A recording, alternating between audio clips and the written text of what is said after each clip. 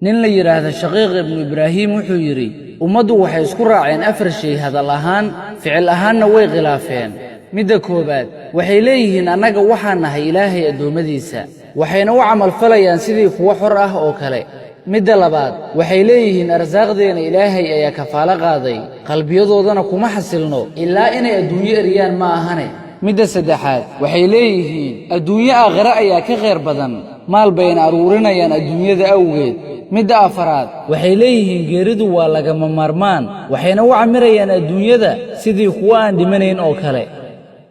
saxaabigii jaliilka ahaa ee Abidar wuxuu yiri saddex ayaa yaab gelisay ilaa ay iga qosliyeen saddexna way murugo geliyeen ilaa ay iga oohiyeen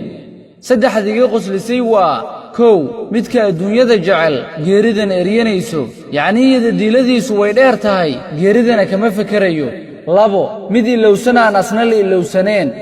yacni geerida buu moogan yahay hortiisana qiyaama taagan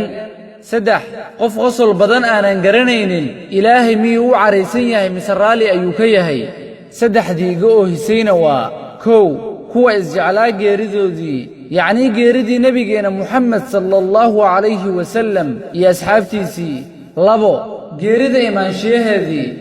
saddex istaagidda la istaagi doona Ilaahay hortiisa xagee baa rabbiga ii fari doonaa yacni ma jannada gal miyaa laygu oran doonaa mise naarta gal ayaa lay dhihi doonaa